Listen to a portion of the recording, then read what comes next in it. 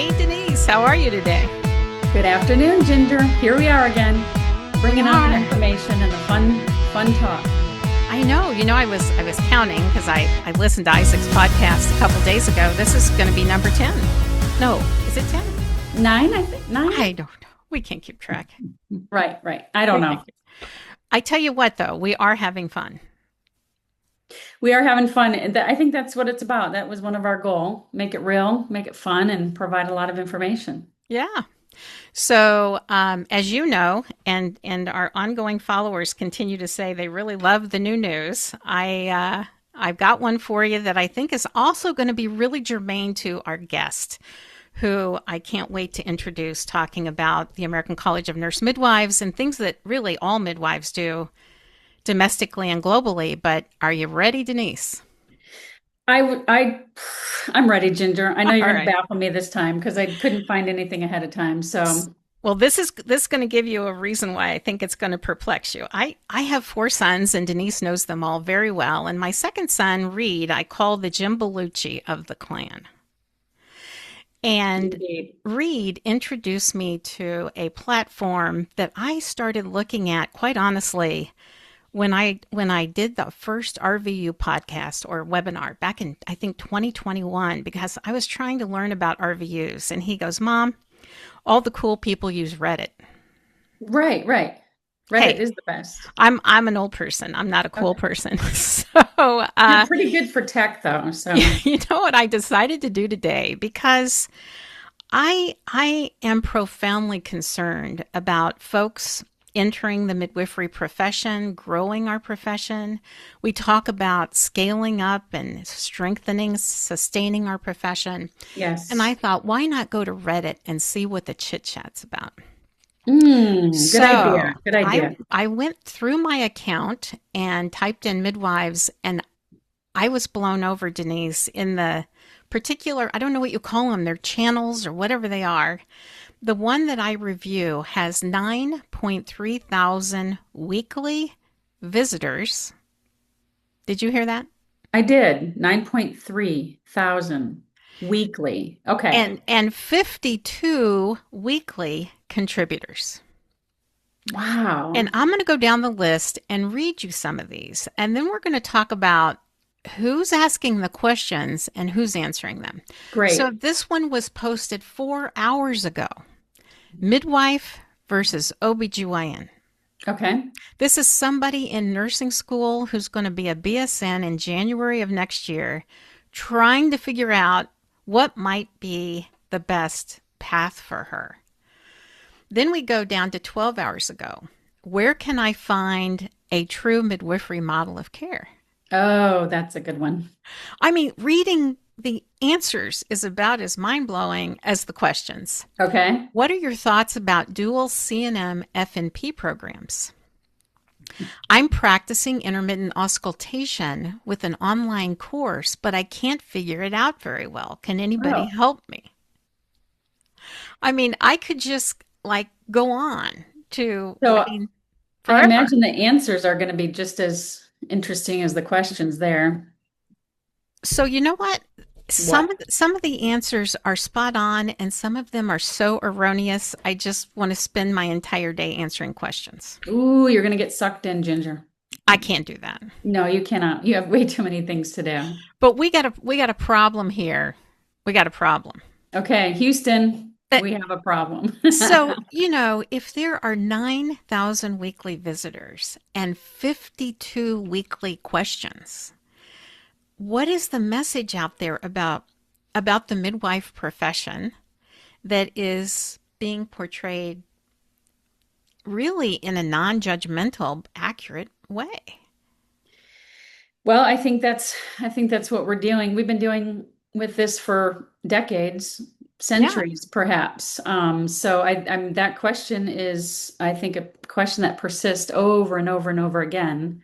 yeah. And even Reddit is posing that question, I suppose. So At a much higher volume than anything that I circulate in. Certainly in Mhm. LinkedIn, in Instagram.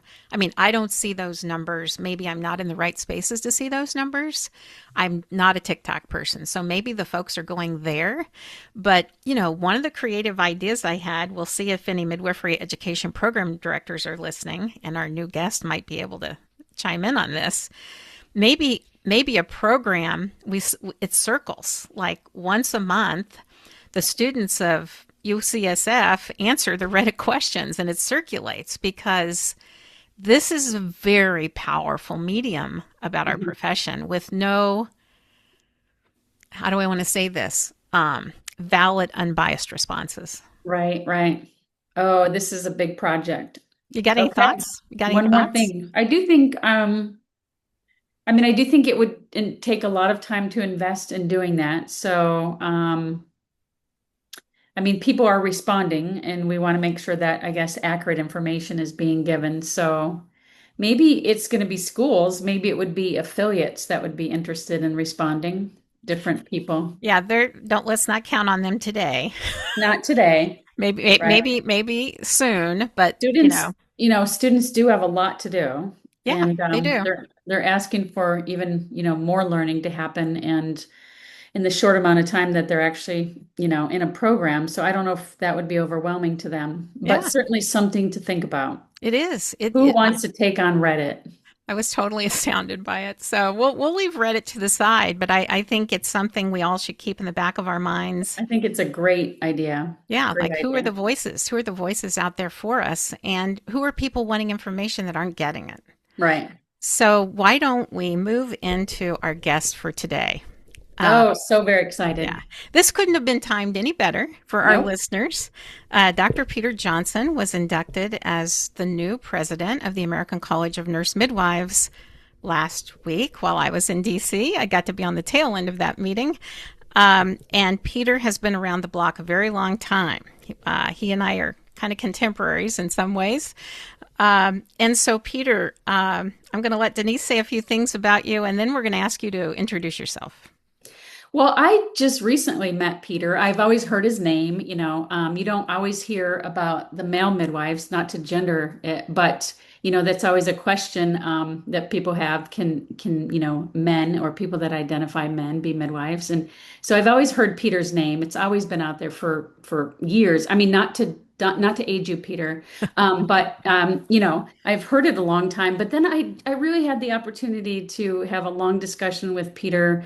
I think a week or so ago. We could have gone on and on talking, but I enjoyed our talk so much and ideas and maybe even solutions eventually. So I'd like to introduce Peter Johnson, which Ginger already did, but thank you for being here. And I did stay up till the late hours watching you being inducted, and I was happy to do that. I stayed on for you. Otherwise, I would have been in bed a long time prior, but it was worth it. So, Peter, thank you for being here. Thank you very much for having me, Denise and Ginger. It's so good to be. It's always fun to be with you. And I know that now, Denise, after our conversation last week. I tell you that annual business meeting of ACNM last week and the bylaws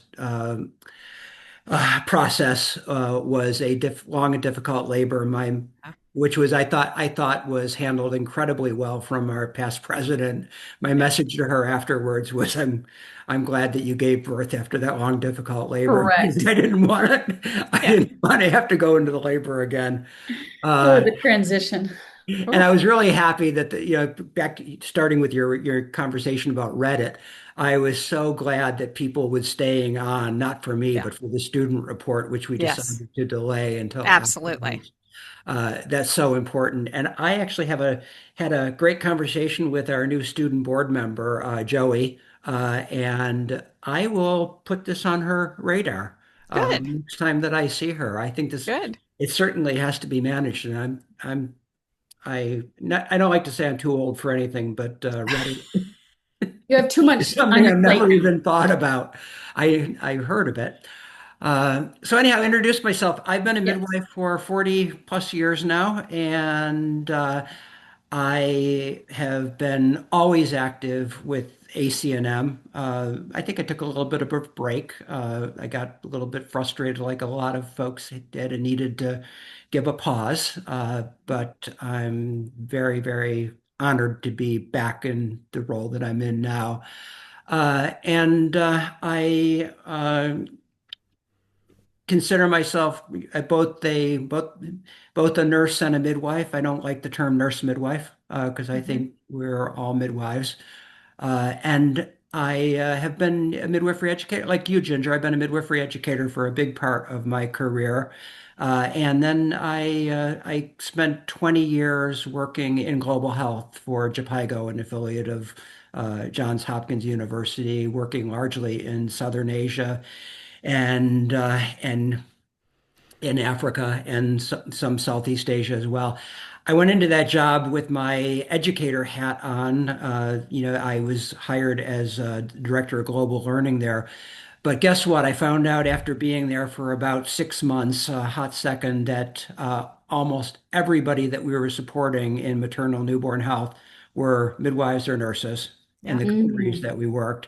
Realized that the issues were the same no matter where you went. And that's where I really started introducing myself as a nurse or a midwife and a Yeah. nurse, depending on who I was talking to, because Yeah. nursing and midwifery are all confused Yeah. Right. everywhere you go.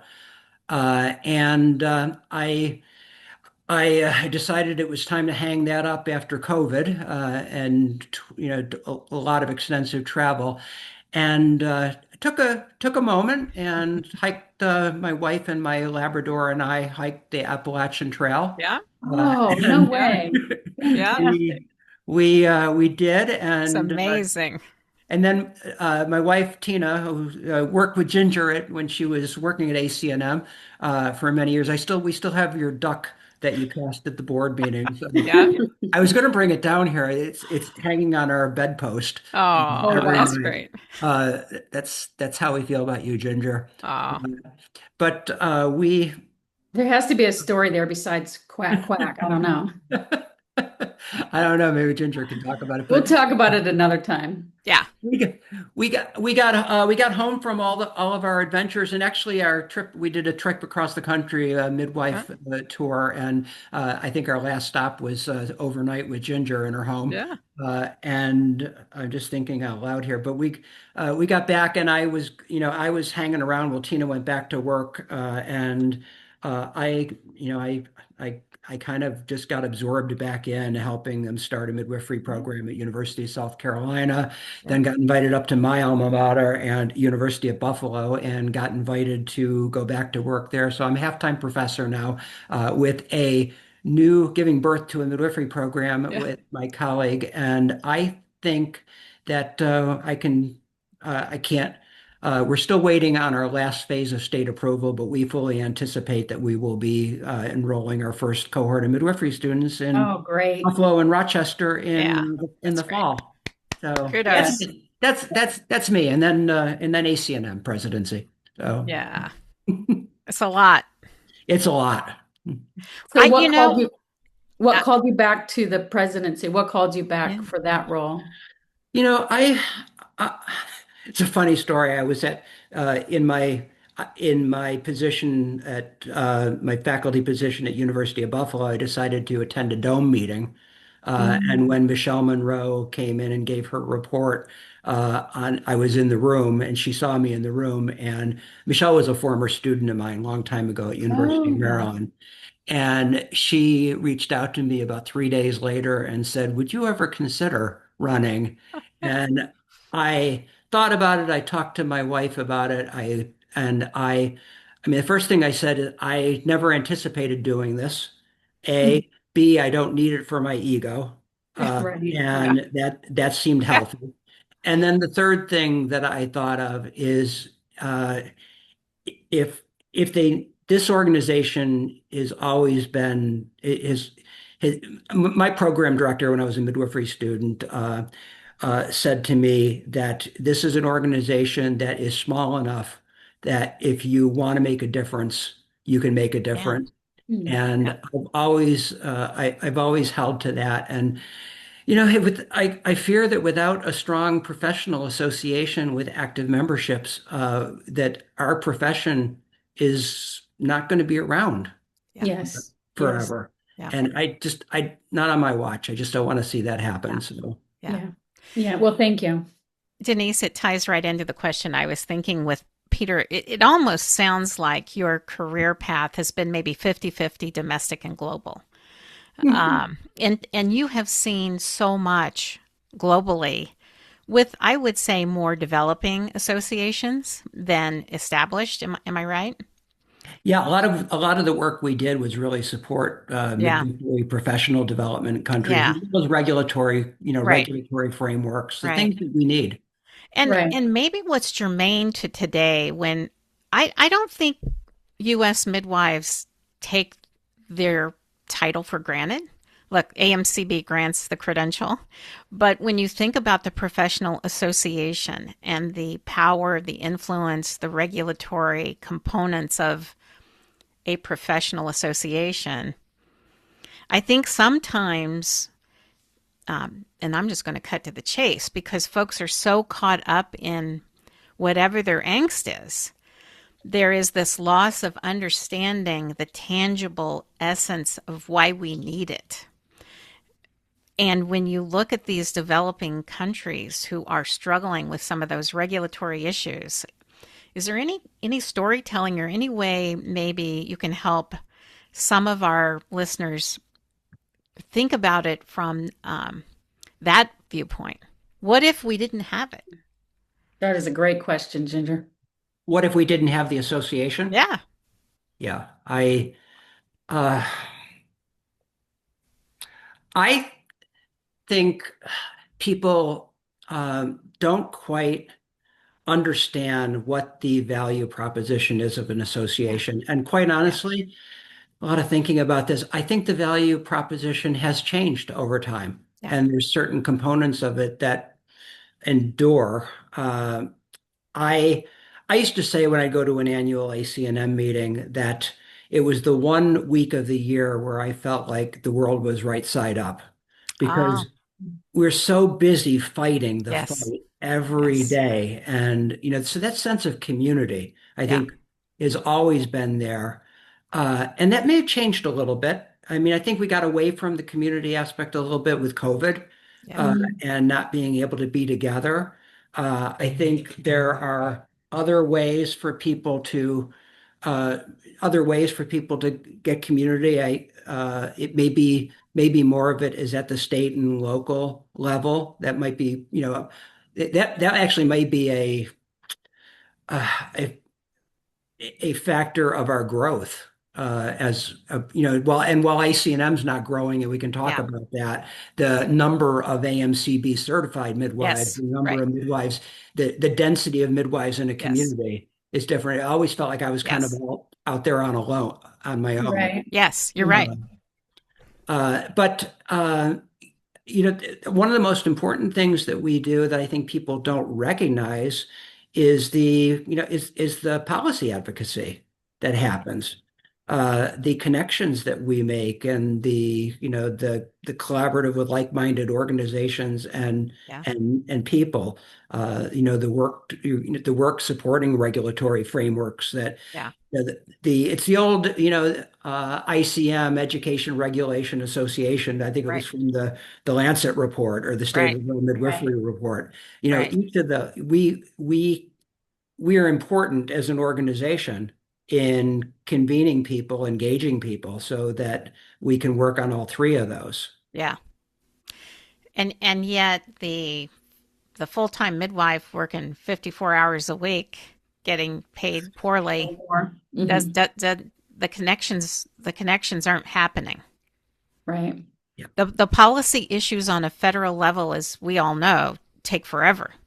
They take forever. Yeah. Um, so when you look at it at countries with regions, let's go back globally because I do think that the work of developing nations is so important to understand that they're developing these for a reason, for a voice, for recognition, for influence, for persuasion. And without that, what happens to those midwives, Peter? They get lost in the system. They're not Yeah, necessarily, they can't practice midwifery to there the you full go. extent. And Right. I mean, I'm just thinking of like Haiti and like, where is, we've talked about it a little bit, but where are we at if we lose, if we lose ACNM and if we lose AMCB, where would we be at in the US? Like, who will be the guiding structure moving forward? it's interesting when I started out and for the good portion of my time working within this community, ACNM did it all. Yes. ACNM Yes. certified us, and Hmm. and when at the beginning, I remember taking my writing my certification exam when it was all written out in case Yep. studies in the ACNM office when it was in DC. And before it moved to Silver Spring, so I remember back in those days, and then the accreditation was the division of accreditation. Everything was in ACNM, so I think Right. people could see the package. Right. And now, is Yes. Ginger, you said AMCB certified gives everybody the certificates. You have to be there to get recertified Right. every 5 years. Acme is doing its thing, Right. building, maintaining standards. So people take away those two big components, and Right. people ask, what's Right. ACNM for? Right. Uh, Right. Which gets us back to the idea of association. Those organizations do not write regulations. They do not represent um, the constituency of the profession. They're I mean, they have nothing to do with those things. In fact, they try not to speak about those things. but they can't. So Right. yeah, Stay in your lane, right? it's Yeah. really problematic to me, and I think about it every day. I mean, every time I have an opportunity to talk in front of people about why, and Denise and I are, big believers in the why, Simon Sinek's whole movement of, why is this car better? Oh, because it has six more cup holders than the other one. Uh, Mhm. we I think we have to help construct a better why. Yeah. Yes, I do. I do. And And I think the why has to be like promoted or answered for each of the members, because I do think, the members are asking why. And I think creating, for those who are not sure or who have left or are not sure if they want to return, like creating the why going forward is going to be very important. yeah, and we have those folks that have left and aren't returning, and we have those folks that have never shown up. Yeah. Right. I think one thing is starts at the very beginner. Ginger, you and I have both been midwifery educators for a while. Denise, I don't know, were you a teacher at a certain point?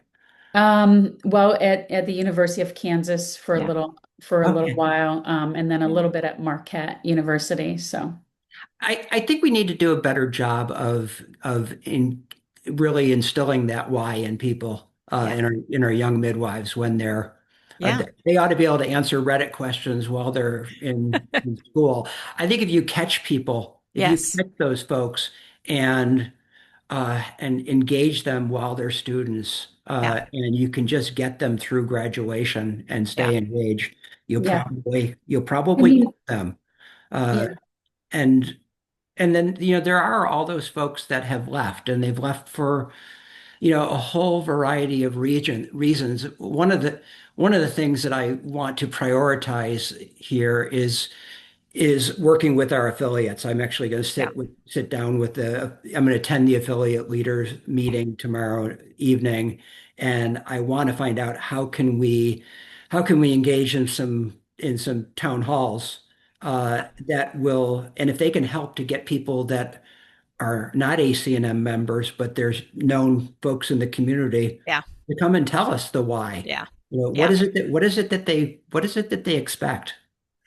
My experience with two affiliates, Oklahoma and Maryland, and now I'm about to work with another state, maybe two later on this fall, is intentional organization around attracting members and non-members just bring in the midwives. Hmm. It's not an affiliate event. It's a gathering of midwives with an intention to talk about what we have in common.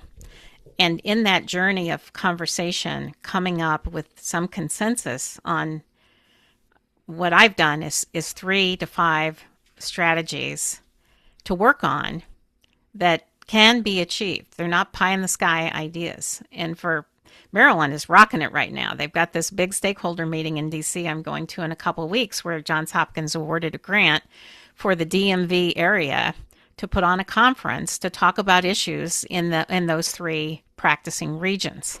And they did that by reigniting 5 or 6 officers into their potentially 300 members in Maryland, as you know them better than anybody on this call, Peter.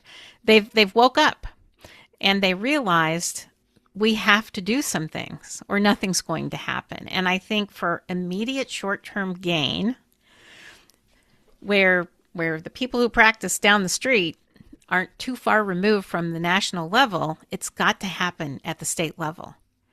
And the feeder is the national activities, but they have to feel it, see it. It has to impact their pocketbook, their practice guidelines for them to find value. That's what I've been hearing, and that's what I see happening. It's possible. The book's behind me.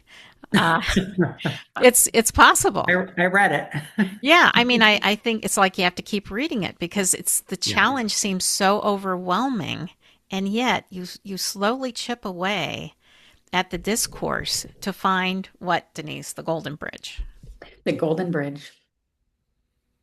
We have it. We got a lot of them. But we keep letting the floods take over the emotionality of the conversation. Mm-hmm. It's killing us. Well, that's exciting. The Maryland opportunity is really exciting. That's coming up in just a couple of weeks. How does that fit in with our advocacy day? And you guys are like 2 days before, and I could not extend my time away, so I'm flying in like on Wednesday night. Is it a Thursday Friday event maybe? I think you're right at the beginning of that week. Yeah. Yeah. So Ginger, how can we replicate that in other areas? If it sounds like a possible great opportunity of coming together, walking together, like as William talks about, like how can that be replicated in other areas? I think this is the goal. Like, I think there's so much, people are really trying to, they do all their clinical work or they're educators and they have little time left to, engage in this very important work of connecting and being members. So how can that happen? How can that happen without taking an extraordinary amount of energy?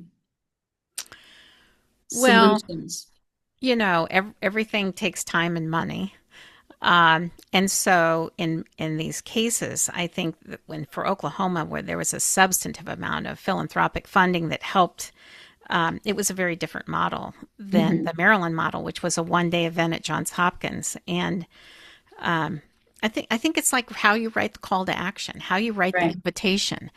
What are the welcoming words that invite everybody's perspective?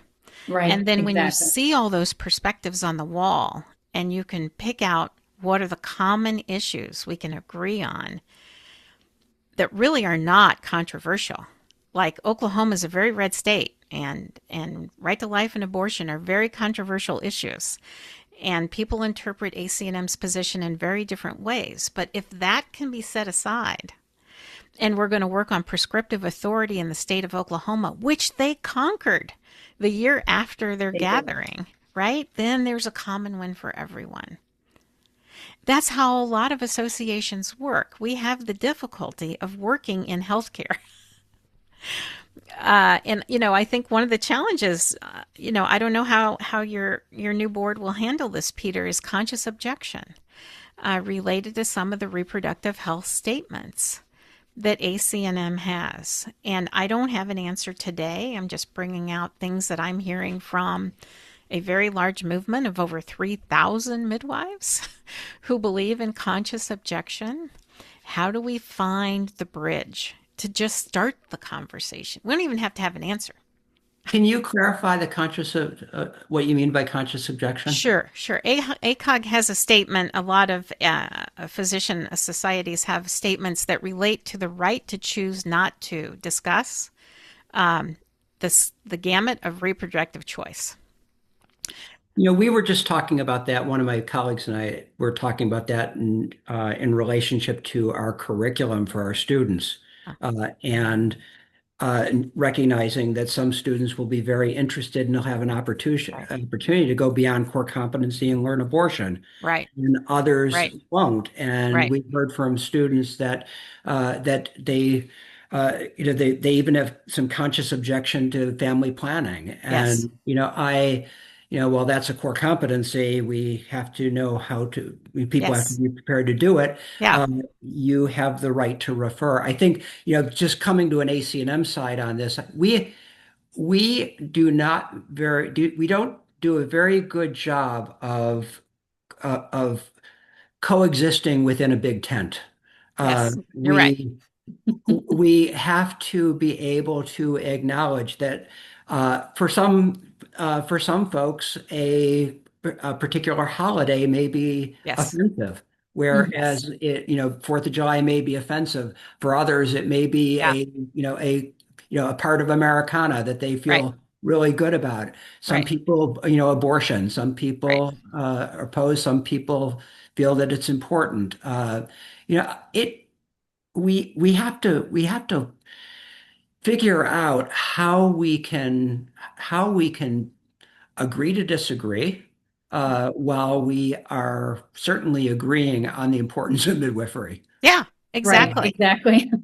If you take the And reproductive justice issue, Peter, there are several Jesuit midwifery programs in our nation. Marquette's one, Seattle, Boston College, Boston. Loyola. I mean, I can go on and on. yeah, And they navigate that road. They have to navigate that road. Mhm. and I've been in the balcony thinking about this one. Yeah. Okay. Oh, I'm good, up for, good. I'm up for I'm up for taking a walk together. Yeah. But Yeah. it's a huge issue because I think Huge. I went into this in all of last year as president-elect. Thank goodness for a year Yes. president-elect that you have. But I think we need to workforce are Yeah. the issues that I care about. Yeah. And I Mhm. don't just mean pipeline, I Yep. mean comprehensive workforce. And that's huge. But I also know that step back, we're not going to even begin to touch that and make differences if we don't have the member recovery that we need and Yeah. actively midwives in way, way greater numbers. You started out talking about the other night and our bylaws conversation. We had nearly 200 people there at the peak.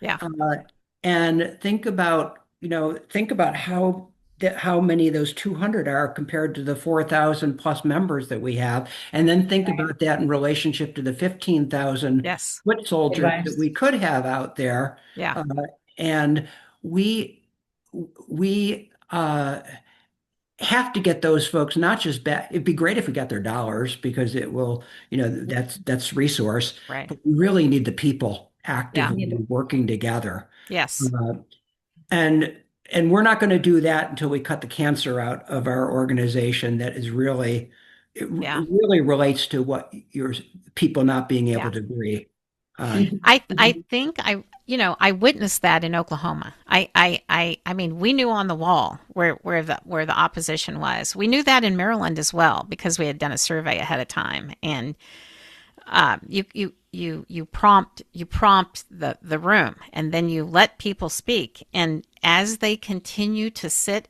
and eat together, as William Ury would say, Yep. on the walk, they begin to just let the guard down. And you listen differently. You're not quite as angry, but maybe you begin to shift towards, well, what might we be able to agree on? So people answer the problems themselves. They're not told what to do. It's a Nobody beautiful can tell thing to what to do. watch. And it happens, but you have to set the tone. And to do that on a national level, I think, Peter, is impossible. I think you do it on a state level. That's my bias. Yeah. But you can set up the states to be able to do that. Exactly. I mean, I think a lot of things have to happen, even smaller communities than the state level, depending Yeah. on the states that On the you're in. size of the state. That's right. But you can provide tools, and Yeah. and I hope that you can set the tone Yeah. nationally. If we could set the tone for Yeah. people. Yeah. I agree. I agree. Well, let's talk about some things that have been going on that are sort of diminished because we can't see through the forest. Um, anything you want to highlight, Peter, that you really would love for midwives to hear about? Well, uh, we we have a new board Yep. with transitional leadership. Yeah. So that's a good thing. And we will be working over the next 6 months with members to build a new strategic plan for 27 to Ah, 29. okay. So this is an opportunity for us to be thinking about, what's that immediate future. Yeah. Uh, I know uh, some, so I'm really excited about the number of states that are choosing to regulate the certified midwife. Yeah. That's Uh, growing that fast. is growing fast. Unfortunately, I think with everything that's exciting and new, there's also challenges that Yeah. you associate with them. The challenge on that is I'm in the state of Virginia. Yep. And I'll give you two states that I'm in. I'm in Virginia and New York.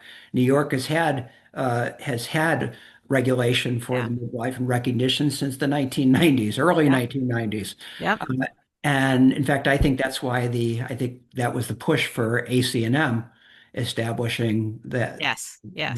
the CM in 94. But it's still I am not able to convince my dean in our education program Mm. to to develop a certified midwife path, even Yeah. though we have our physicians in one of our affiliated clinical hubs that has asked us if we could send PAs to our program.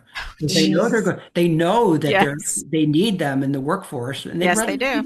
they'd rather see them be midwives. Uh, Yeah. so Wow. that's New York, even when things have been around for a while. And then in Virginia, CM is fully regulated by the Board of Nursing, uh, and I appreciate the Board of Nursing taking it on. But but it was done with no thought of an educational pathway, so no pipeline that's been established. Ah, yeah. So I was out at University of Colorado and met Yeah. with them, and they had the foresight of working with the dean at University of Colorado, where they had a program and they said that there was the the it was kind of like a carrot and a stick, both worked together. Knowing that there was a program in that was willing to do it made it Yeah. easier to get it regulated, and Yeah. knowing that it was being regulated was a Absolutely. starter for the program. Yeah. So, that's our capacity to grow the workforce is Yeah. important. Another thing I'm excited about is we have a name change strategy task force. And I Okay. think it was around your time when Yes, you it was. that and I was charged in my president-elect year for going and doing an analysis of, Yeah. the Q10 years Right. uh, analysis that was done, the voting. Right. And but we are at a different point now. We have the American Midwifery Certification Board, we have the Accreditation Commission for Midwifery Right. Education, and now we have the Midwife Foundation. Right. And so we are the only ones that have nurse in our name. Right. And while it's, I'm excited about the work that our task force is engaged in right now. Yeah. It's not without conflict and challenge, but I hope we're I hope we're getting close. I Yeah. really do. Uh, Can I throw you a wild card? yeah. This is going to be fun to talk about because Denise and I had a very, very brief conversation when Isaac was on about unionizing and how that is Ah, just rapidly growing with not just Yes. midwives, but even residents and physicians. The Royal College of Midwives is a union. Oh, right, Peter? Yep, it is. What do you think about that? I was just thinking about this yesterday when I was listening to another podcast, and it was with it was an extended long form interview with the mayor, the new mayor for Seattle, Oh, who was a community activist yeah. and never in politics, and she unionized the commuting community, the Ah, commuters interesting. in the city. Yeah. And I was thinking to myself, uh, Hey, it's happening everywhere. And what we're discovering is people come to yeah, us and we're like, we can't give you advice, but we can tell you who can. right. But, it's happening across the country for midwives, yeah. and they don't And know what to do. the other thing that does is I'm thinking out loud now, but it gives another value proposition Yeah.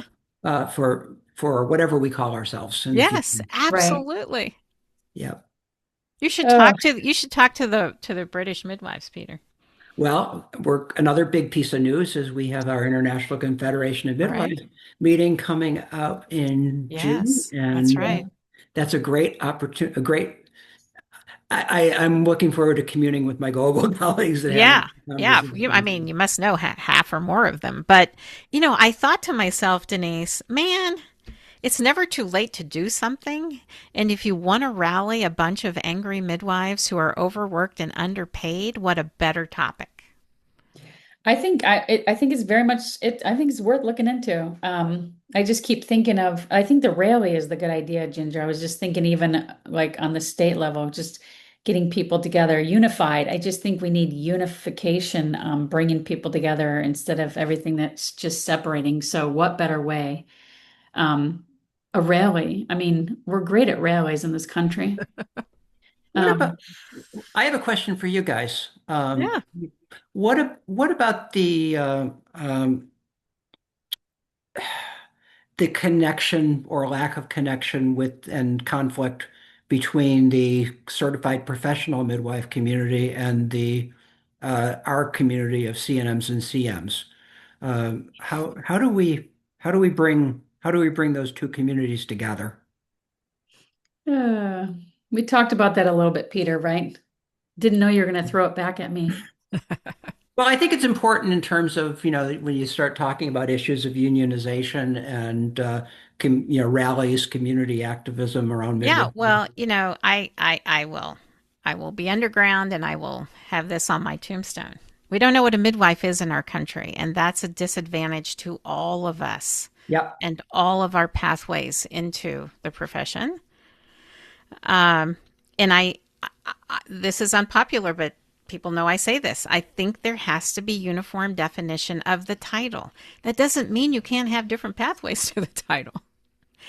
And till my four sons know what a midwife is, and they don't, we got a problem. I mean, their mom has been one for Yep. 45 plus years. And I have to agree. I just think, I think again, there's just everything is just like we are this pocket, we are this pocket, we are this pocket. I think we have to come together somehow, but also agree to like, I guess it's definition, but also like, standards and regulations, and so that there isn't just people aren't pitting one against the other Yep. all the I, time. I just read yesterday, Peter, and I was almost going to bring it up, and I thought, no, I don't want to complicate things, but now I am. Oh, just complicated, Uh, Ginger. there's an organization, it's not ICM, obviously, but it's a certifying body for an international definition of a midwife. Do you know who I'm talking about, Peter? No, I don't. I It's don't. global. They have four names from the United States. Mm. They are training traditional birth attendants, doulas, and lactation consultants. It's a pretty hefty fee, um, but they are using the verbiage on their website to indicate a degree of certification that remains vague, but titled midwife. Mm.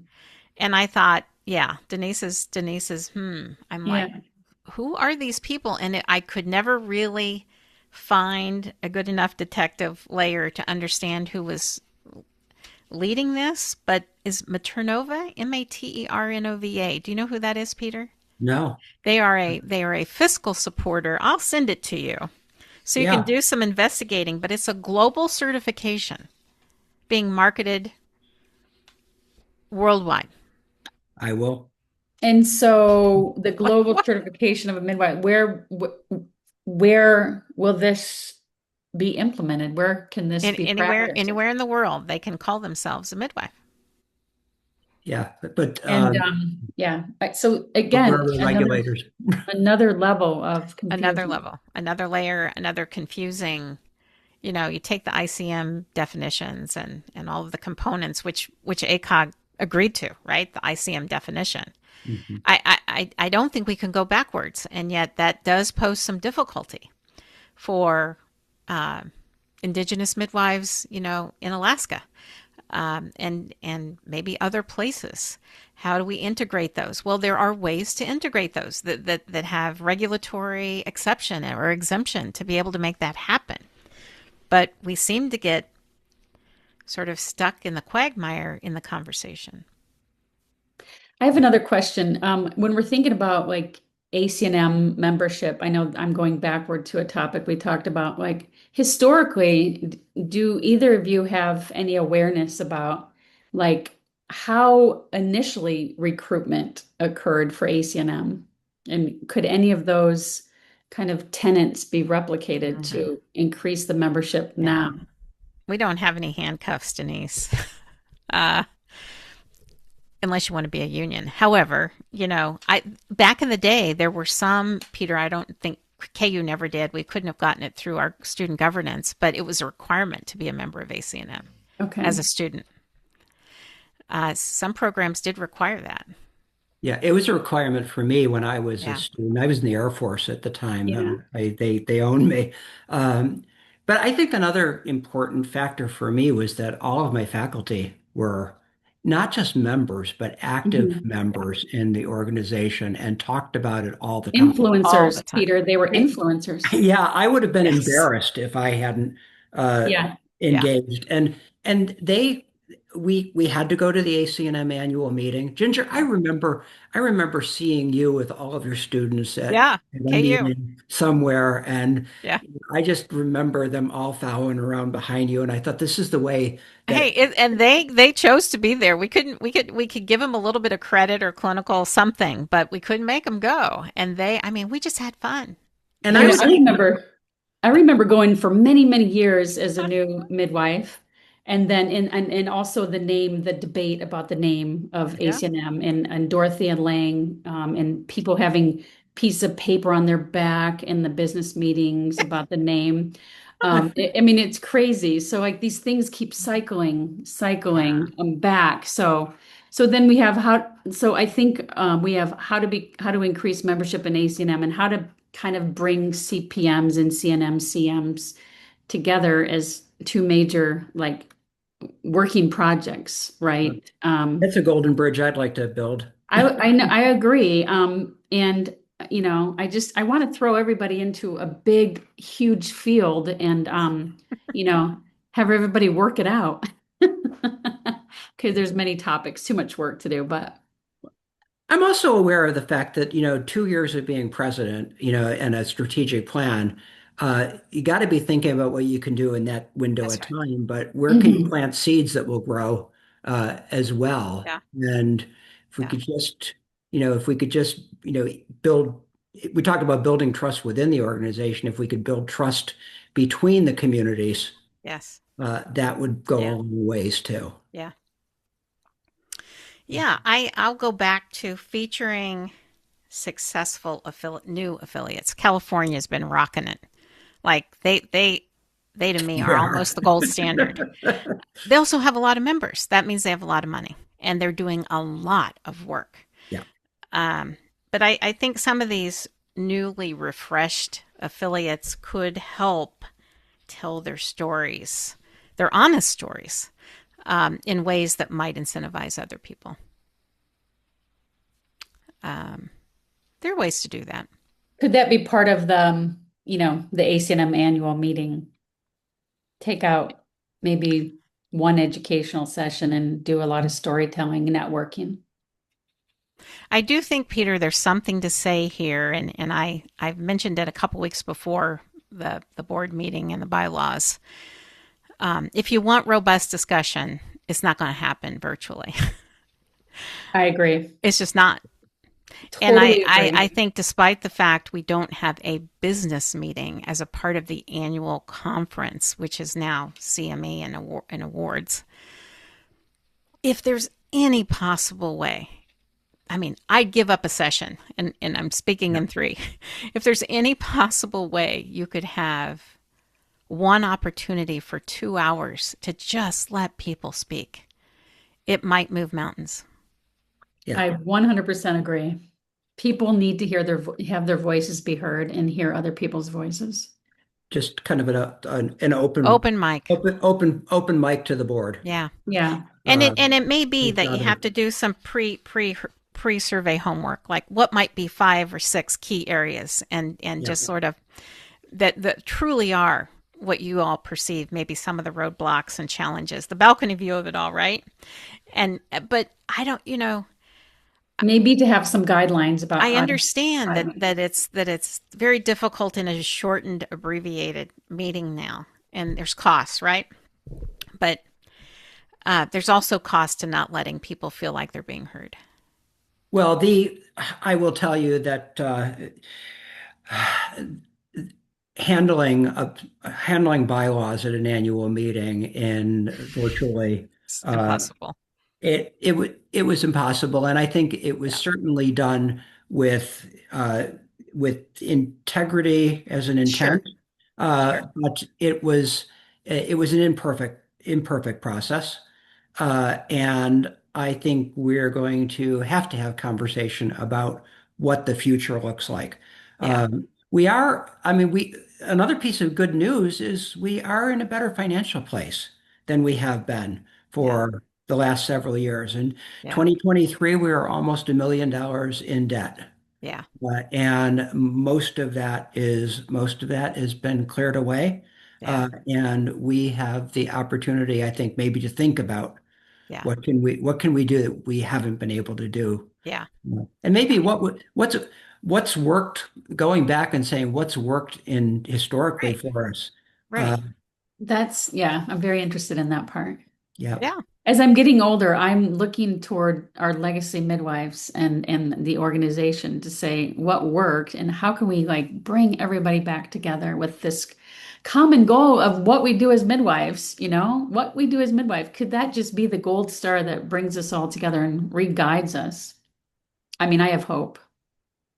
Yeah. you wouldn't be on here if you didn't, Denise. I have so much hope, and I personally like, I personally am working my own clinical, like my practice group because they're growing, and reinvesting in our affiliate because like we now have a fantastic, dedicated new president of our affiliate, and she's called me to the carpet because she said, "You said if I became president, you would help," and I said, "I will. Like you became president, I will now." Yeah, yeah, So yeah. I do have a lot of hope. I just One thing think we need the space to talk. One thing that I like, that I'm seeing that I like, is that there are more small, regionalized, community-centered education programs that are being established. Oh my There, gosh, Peter, we're, they're popping up everywhere. we're starting to see. We didn't see growth for a long Yes, time. You know, yes. Denise and Ginger, we'd have one open and one close, and one Oh open my and one gosh, close. it's crazy making, Peter. I mean, we're talking to 3 right now, And and there, Oliver, I'm talking to a couple right I now. mean, there's like no way. I mean, it is, yeah, it That's is good. exciting. And And So thank you, exciting. and thank you for the work that you've done there. yeah, Go grow midwives, because for a long time our uptake in number of certificates was largely due to a couple of programs, that's right. and That's right. honestly, not I have great respect for for those programs, but uh, it's not healthy to have The majority. That's right. all your eggs in one basket. Yeah, yeah, And yeah. I think programs that can prepare folks within that community for that community. I think that I think that helps to engage midwives and, Yeah. clinical midwives Yeah. in building the next generation. Well, and I think they become stronger influencers because they know they've been there. They've Yep. they've they've lived Yep. it side by side. Yeah. So if they get Uh, those folks, those students into their state affiliates and they're right. working locally, these we have so many good good folks out there that Yeah. are capable, have great Yeah. capability.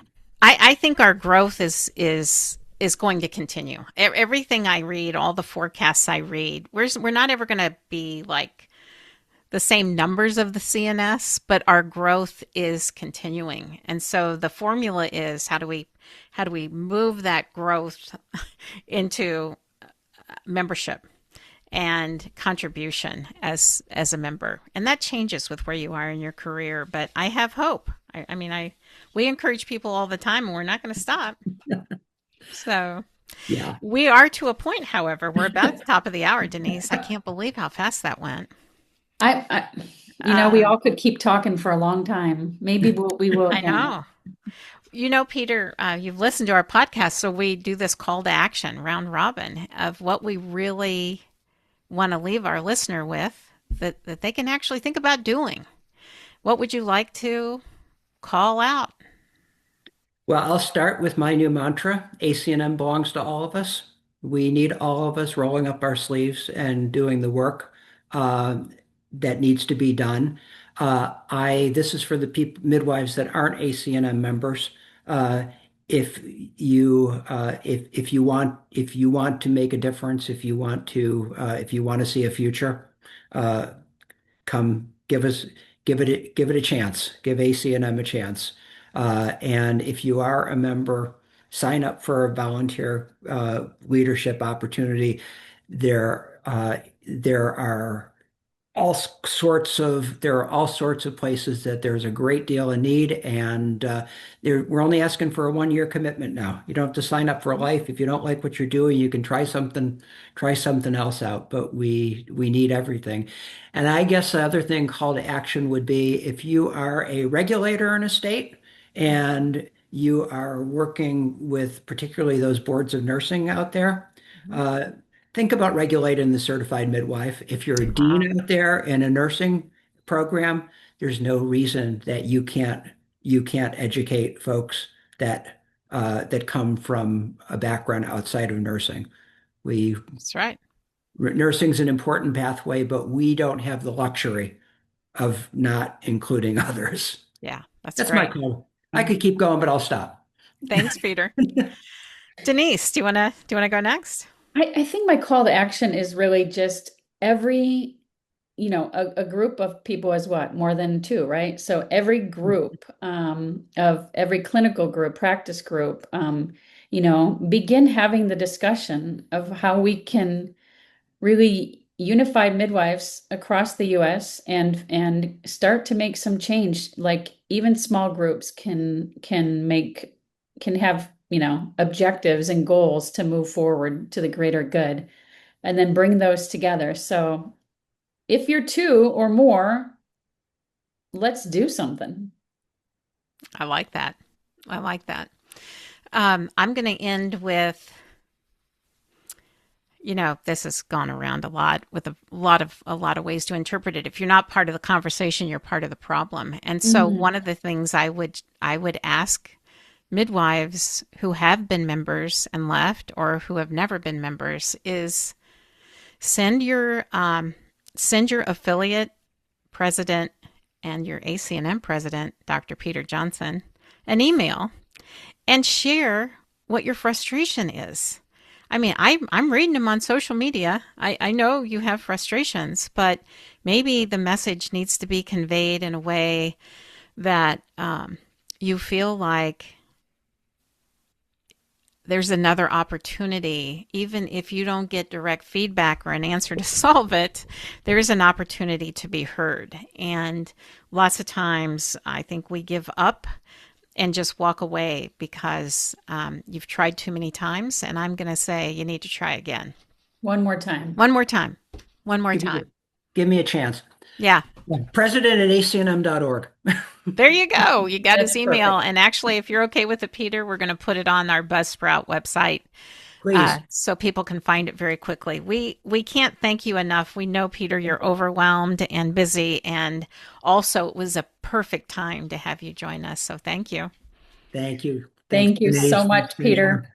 We will stay in touch. We are behind you, Okay. And beside you. and we'll hold you up, all sides.